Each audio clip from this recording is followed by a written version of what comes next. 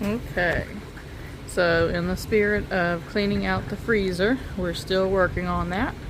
And back in 2019, someone that we know had given us some deer meat, and we cooked some of it, went through some of it, but there was still a few pieces in the freezer. And so yesterday I went through there and I tried to find all of the whole pieces that were left, and I found a neck and 4 shoulders. So I thawed them out yesterday morning, and then last night I went to work on cleaning them up and cutting them up and getting the meat all ready to can. And also I took about 4 cups of the meat and I made venison stew for dinner last night. And so how I make my venison stew is I take the deer meat in 1-inch cubes and I flour it in seasoned flour, and then I sear it up in a hot pan with some oil, and then I put it in my pot and cook it just like, you know, a regular stew. So what I'm going to be doing is I've got 4 jars. I think this is going to be what I'll be happy if I end up with this. If I end up getting, you know, more than this, I'll be really happy. But I got 2 24-ounce pickle jars, and I have a 32-ounce jar that had garlic in it, and then I have a regular mouth ball mason jar, or golden harvest mason jar right there. So my plan is to layer it. I'm going to be adding some bacon. This is the bacon end. I saw someone from Norway or one of those European northern countries canning venison, bull and water bath canning venison, and they said they always put some pork fat in there just to add flavor. And so I had this little amount of bacon left from my pack that we had opened, so I'm going to go ahead and add a little bit of this bacon because this meat here has pretty much 0 fat in it. I'm also going to add onion, and this right here is fresh sage, regular sage, pineapple sage, and garlic chives. And then these are just various cut up peppers from my garden. There's some Mad Hatter peppers, some lemon spice jalapenos, and a couple guajillo peppers. And then I'm going to add a little bit of the beef better than bouillon.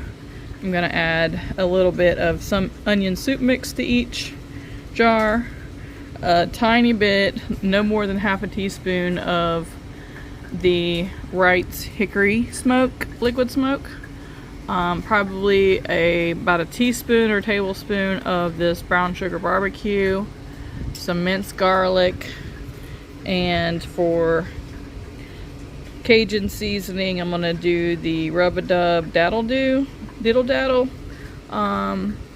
This is kind of like a Cajun seasoning. It's got a really good it's got paprika and stuff like that in it, and possibly a pinch of cumin. So I'm just going to set the camera up where you can see me start layering these in the jars, and then I will be back.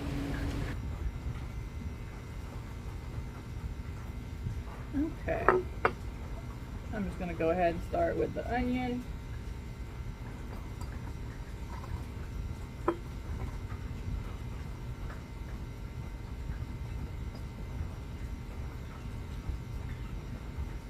Push it back a little bit.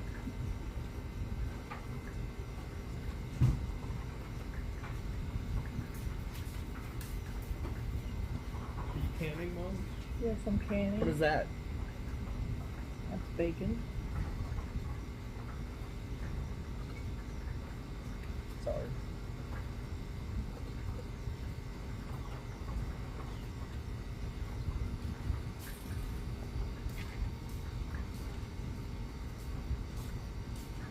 Alright, we got some onion in there.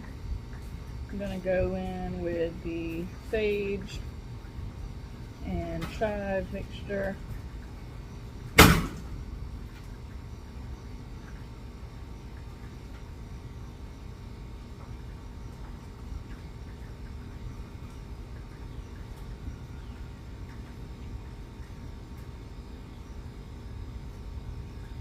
Just a little of that. Okay, now I'm going to put in the Diddle Daddle Cajun seasoning.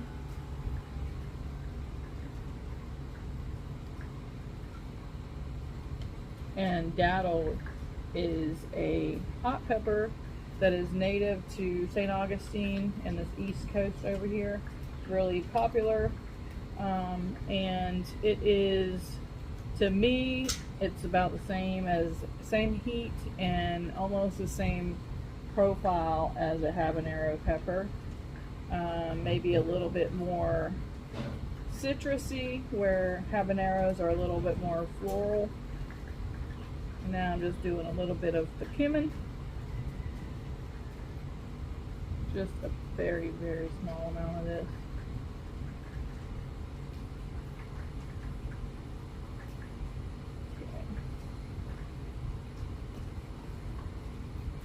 And then we'll do the liquid smoke.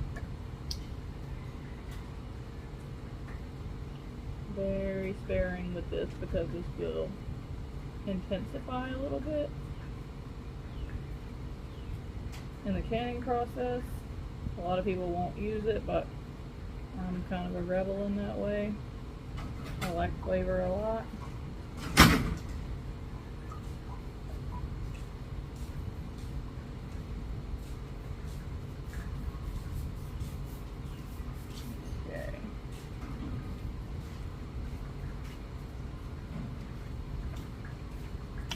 And this is hickory brown sugar barbecue sauce.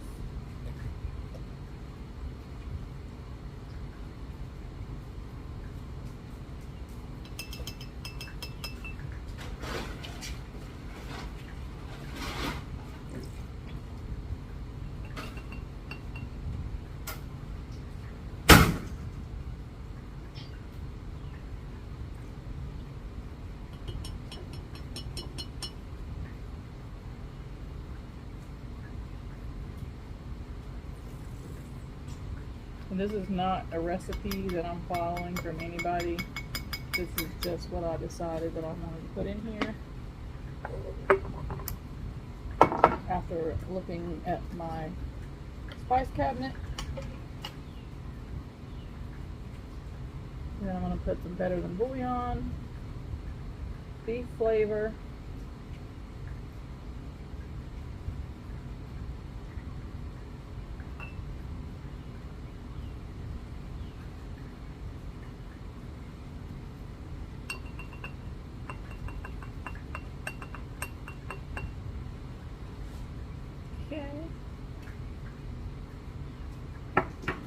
and then we'll go ahead and do the bacon.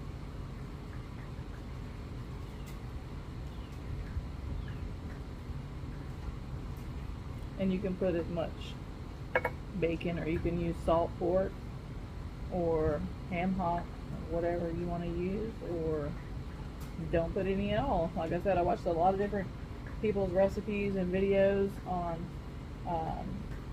doing venison. I like to do that before I get ready to do a recipe, just to get inspiration from different people and ideas.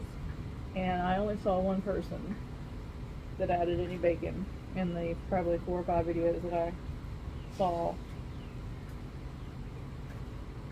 And I'm gonna leave a little bit of bacon just to see how this meat goes, because if I end up being able to have another jar, I want to be able to put some bacon in that other jar.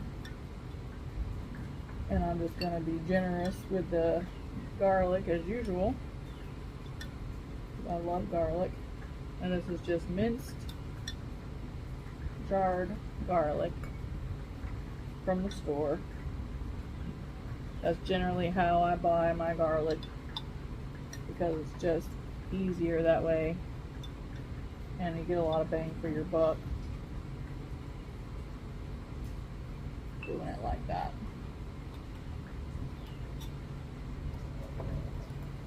Okay. Oh yes, and so now we got the peppers and the onion soup. Just gonna put a couple of tablespoons of peppers in there. And really how I can is mainly I am putting up the harvest, putting things on the shelf that need to be used up, putting away the garden. So whatever I have on hand is what I use to season and create the things that I can, and I don't try to get me a pair of scissors to open this.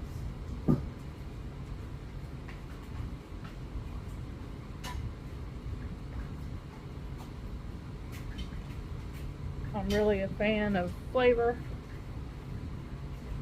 and having all sorts of different profiles in what I eat.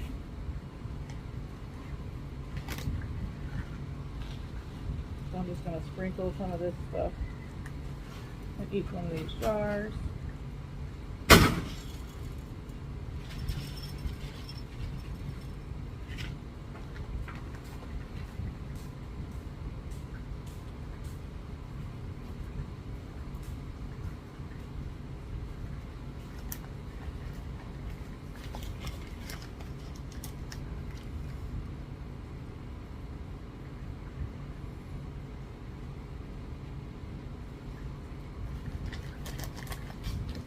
Okay. Well, we're ready to see how much meat's going to fit in these jars.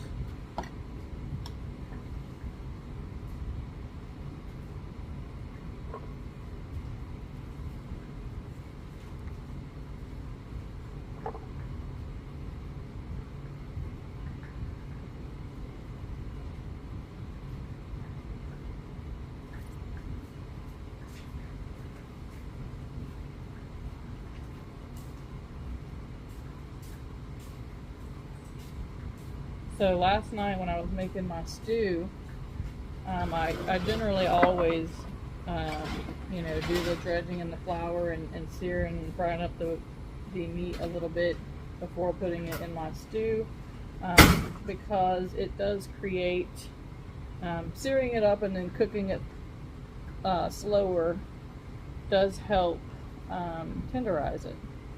And then the flour that's on the meat kind of helps the soup thicken up a bit. But last night, by the time that I got done with all of this meat, it was about getting close to 9:30, and then I had asked my husband to go ahead and sear up the meat for me, and he did that. And then when I got done with everything, it was about 10 o'clock at night. And we always eat way earlier than that, but life happens. So I had had a bunch of canned salsa and tomatoes, and I added a can of pumpkin to it, and I had a quart jar full of herb potatoes that I wanted to put in it that didn't seal last week when I was canning. And but I also had some fresh vegetables. I had some fresh eggplant, yellow squash, green beans, and some okra from the garden that I wanted to add to it. But I also wanted to cook it, get it on the table pretty quickly. So I went ahead and took all of those fresh items that I just mentioned, squash, eggplant, green beans, yellow beans, and okra. And I went ahead and just cut them up and put them in the flour, the same flour that I used for the meat, and threw them in the same frying pan that I fried my meat in, and fried them up a bit to get them, cooked down some to where they were pretty much cooked, and then threw those in the pot with everything else, and it worked out perfectly. And within 30 minutes, we were able to eat our venison stew.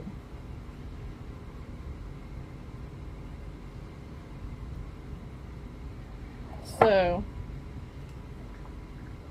for the people that are new to cooking and recipes and just getting started with everything canning or culinary wise, soups and stews were invented hundreds of thousands of years ago, and they were invented because, for the purpose, to cook whatever food was on hand, to put it all together, to stretch it, to feed as many mouths as possible.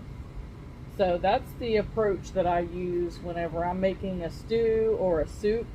I might generally add, some of the same things, but I've never follow a recipe. I never use the same seasonings. I never use all the same vegetables.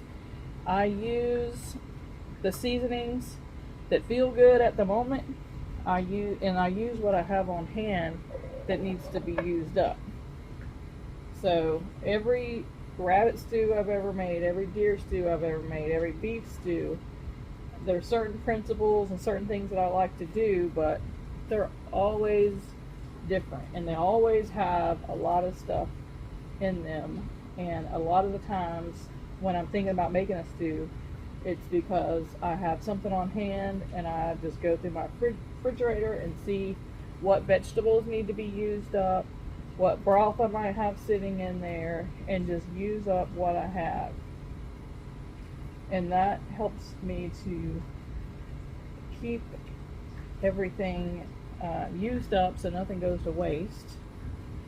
And also, it keeps things interesting because everything is not always just the same. It's always a little bit different. But still, pretty tasty. So that's my take on soups and stews. So when you're making a recipe or trying to make something like that's a basically like a soup or a stew or a cabbage stew or venison, beef, chicken, pork, whatever. There's a lot of soups that I use the same, have the same idea. A lot of dishes, period. Casseroles, soups, a lot of different things that I will interchangeably use beef, chicken, or pork, whatever I have on hand. I need to go ahead and grab another jar, so I'll be right back.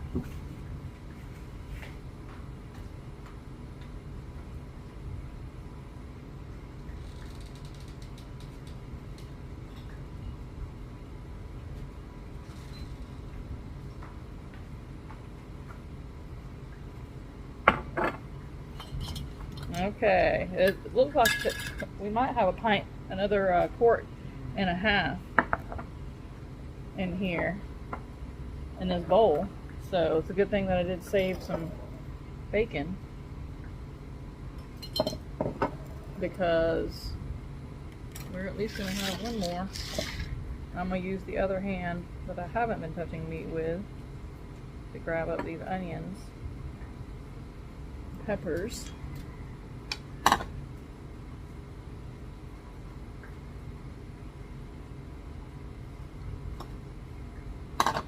I'll do some more. These still.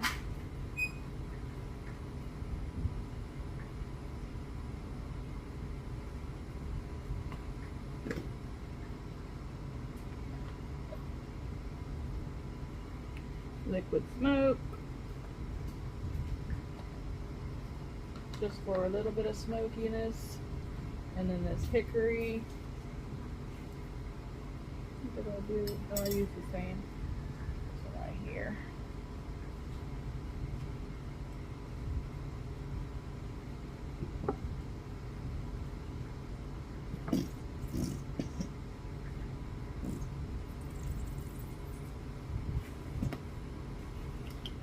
And that won't really make it all barbecue-y, it'll just give it some flavor.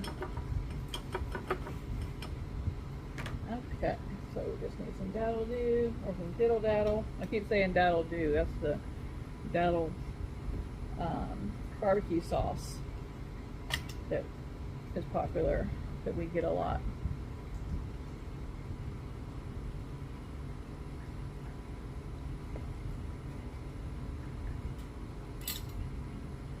Okay, and then we just need some bacon. There's our better than bouillon. What's that say?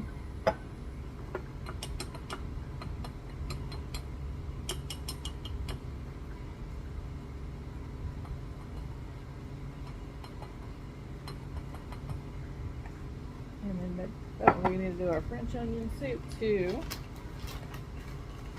Sometimes, like this one right here, the minced onion and the seasoning have separated. That's why after I poured it in here, you saw me go back and start sprinkling seasoning in there.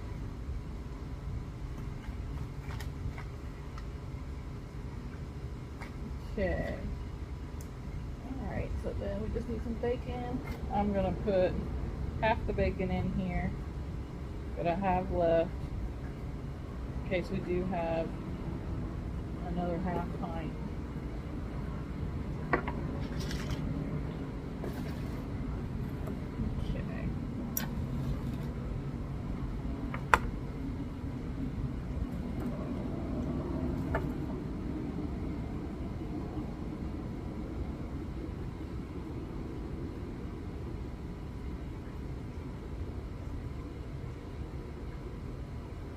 So I'm excited to get this on my shelf. I've been wanting to process this deer meat for a while and can it up. And since it was from 2019 and I'm already, consciously working on not emptying our freezer, but getting all the older stuff out. So we have room for newer stuff. And so we'll have this on the shelf now.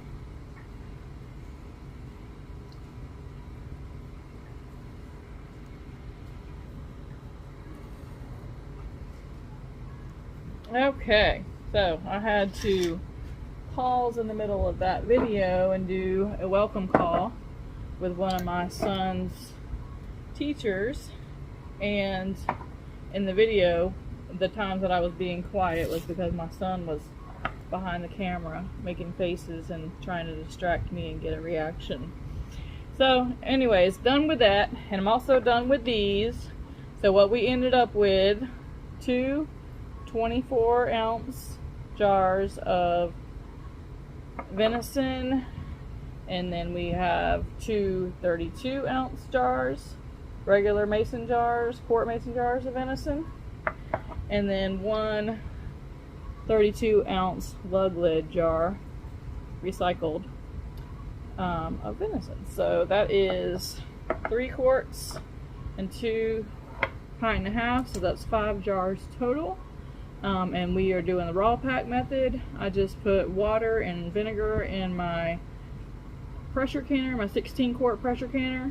So I'm gonna go ahead and get these in there and start processing these, and then I will show you guys what they look like whenever they come out. And I'll show you real quick a couple of other things that I'm working on. So the other day, whenever I went to the thrift store to try to find some jars, I went in that thrift store and they were crazy with their jar prices.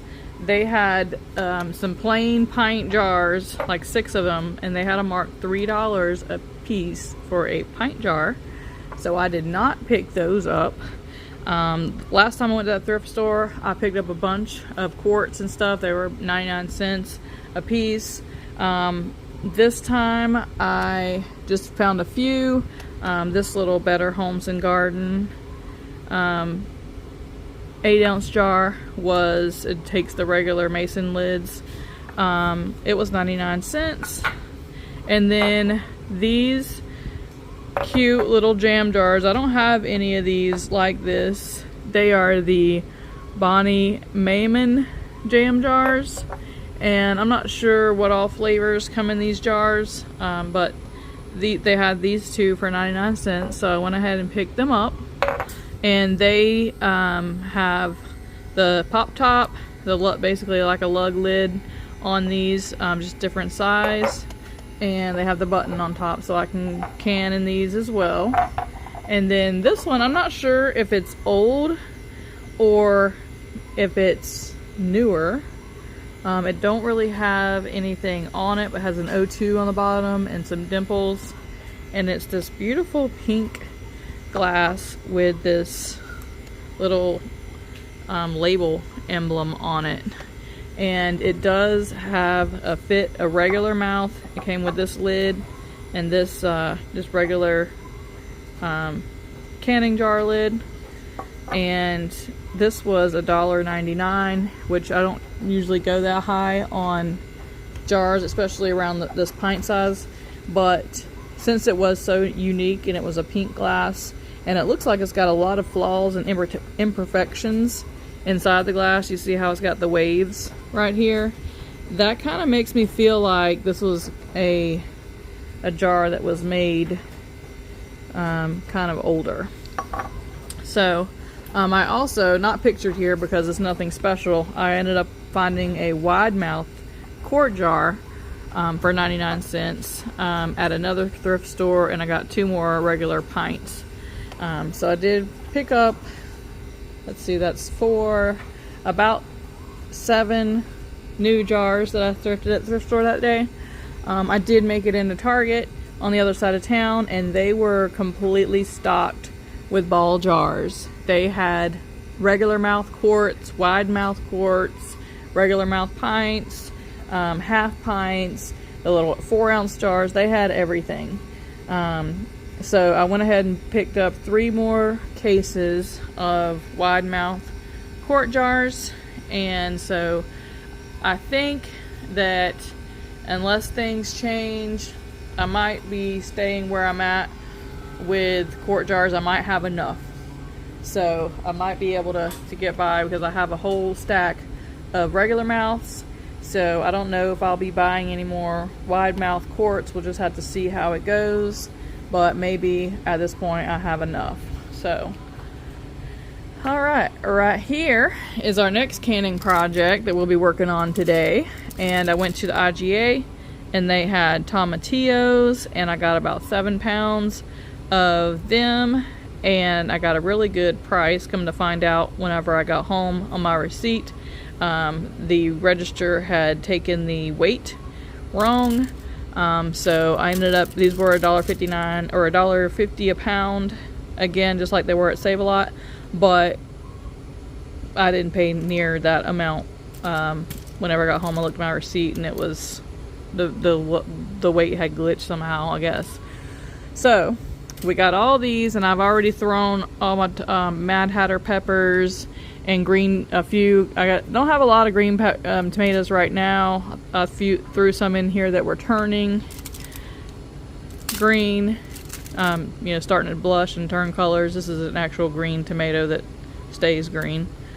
Got some banana peppers and just miscellaneous peppers, and I'm gonna get a couple of onions, and I'm gonna get another pan to kind of spread these all out, and I'm gonna be putting those into the oven to under broil, to start broiling these so that I can do like a fire roasted salsa verde with those. So we'll have another batch of salsa verde for the shelf. Last time we did this a couple weeks ago, we were able to get, I think, about 10 or 11 jars at least of pints and half pints, and 12-ounce jars of salsa verde. So our tomato harvest wasn't the greatest for this spring, but I'm not worried about it because we did get, a fair amount. And I did supplement with Aldi on canned tomatoes, and we still have some, from last year that we put up. And I think that we're going to have a decent fall for growing tomatoes. So that, also at the thrift store, that I was going to pull it out here and show you a picture of it, but if you remember from my last video, I got that plastic dome lid from Walmart, and I found a glass bottom that actually has It's a stand, and it's all glass, and it's pretty heavy duty glass too, and it fits the dome that I bought perfectly. And if you flip it over, it's actually a dip tray. It has sections where you can put vegetables and then dip in the middle. So it's a cake plate dip tray. You know, it's a two-way thing, and I got that for $4.99. So I was glad to pick that up to put my cakes and everything on. So I'm gonna go ahead and put these in the canner, and then I'll come back when I have an update on everything later. So I did want to go ahead and show you what we got in the roaster. So all of those 4 shoulders and that neck had lots of meat on it that I could not get off the bone. So I had put that in here last night on 300, all those bones. And then today I had a bag of the leftover corn cobs, for corn cobs that I had whenever we did the first batch of corn that we did not make into broth. I saved them for later. So also all the onion peels that we used today are in here, and I'm gonna let that go until tomorrow. And then it's already between that big deer neck and those shoulder bones with all that cartilage and gelatinous collagen and everything in it, and those sweet fresh corn on the cob cobs that I got out of the freezer, and those onions. This ought to be some pretty decent broth. So we will be canning that up tomorrow. And that's what we got going on with the scraps. Can't let anything go to waste. Alright, we'll talk to y'all when we get some more stuff canned up.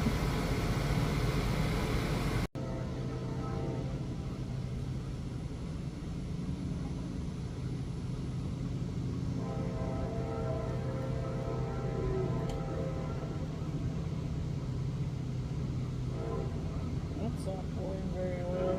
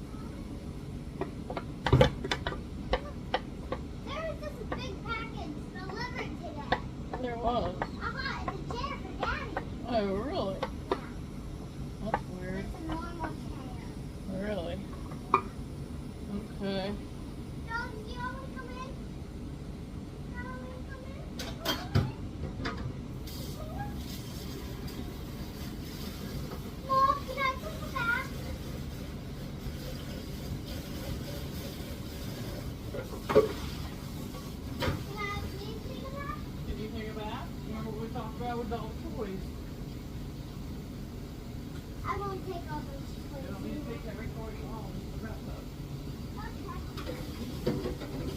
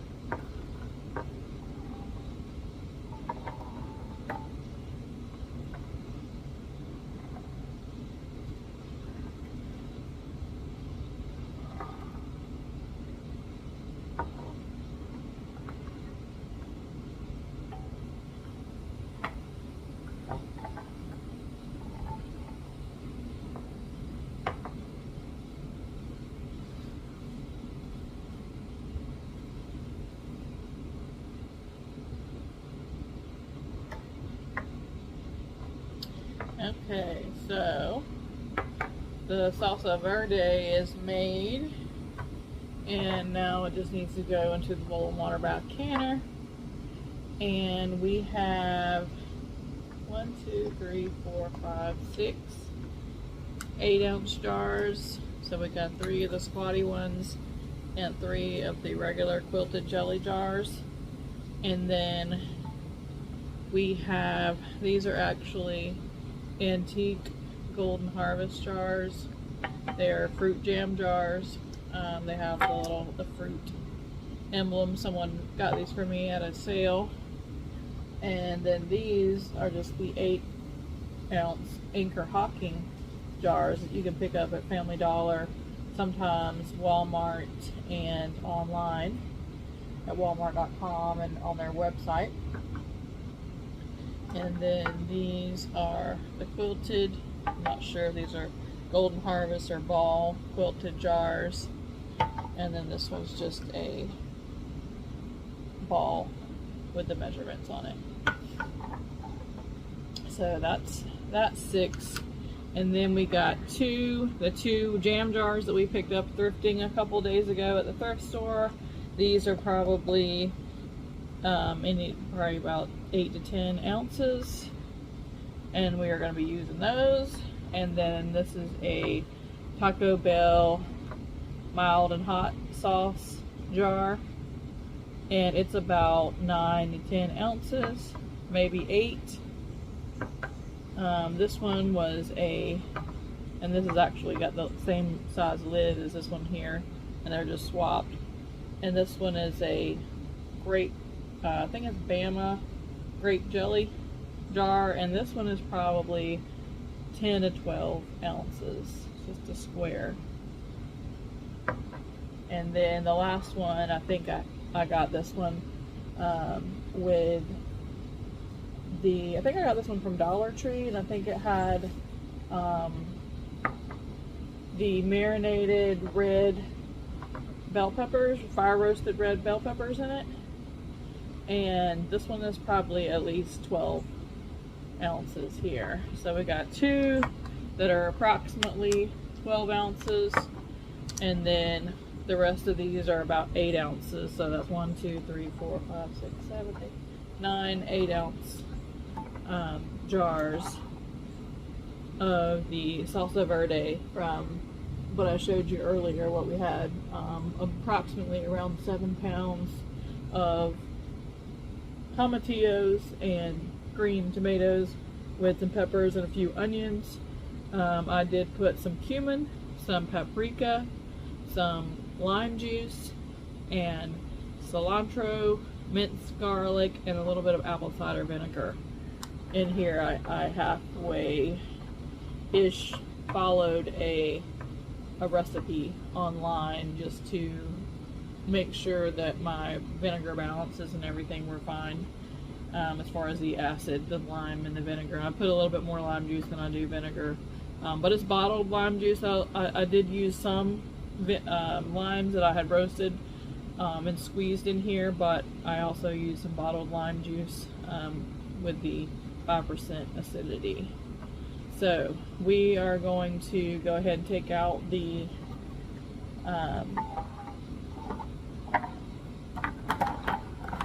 deer meat out of the cooler, and we're just going to use this. We're going to let this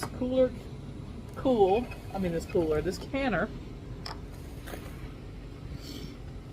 We're going to let the canner cool and set these jars out.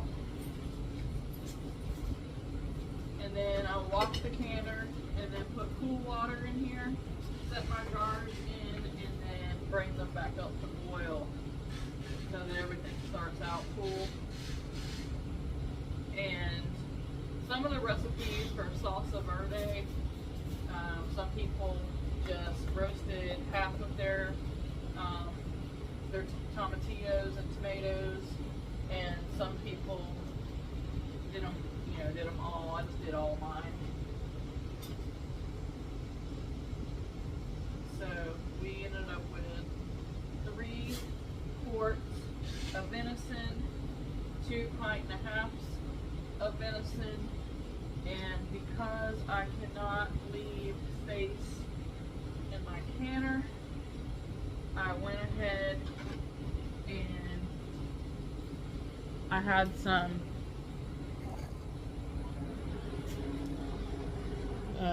jar of dried field peas in my pantry that it's been there for a while. We just never use them because they're not ready to use. And so I went ahead and put these in there with some onion and garlic and salt, and put these in pint jars. And I really didn't know, I've never dry canned field peas before, so I didn't know what the ratio was. I went ahead and did a 3/4 of a cup, and that might have been a little bit much for the jars, but they'll still be fine as long as you seal. They'll be just fine to use later on, even if they don't have a lot of liquid in the jar. I'll just use them up pretty quickly, and then next time I'll know to adjust it down to, you know, just a little over half a cup. And then there is the deer meat boiling away. Hopefully all of these will seal, and they certainly look like they filled up the jars pretty good. I didn't add any liquid. They already had plenty of liquid in them. I mean, in the meat themselves and raw meat, you really don't need to add liquid. This liquid was plenty moist, and it made its own juices and its own gravy, and it smells so good. So that is that. I'll do another video later on with what I can in a week, and you can see everything as it gets done. So there is a better view of the salsa verde. This has not been processed yet. I just blended this all in my blender after I roasted it, and put all the ingredients together and mixed it all together and put it in these jars. And then once I get my canner cleaned out and washed and restarted, I'll just put everything in the cold canner and start it from there. And then once it gets up to boiling, we'll boil it and seal these jars up. So that is the salsa verde that we made today, and I'm going to go ahead and end this video here. And I appreciate you guys watching, and I hope you have a great day.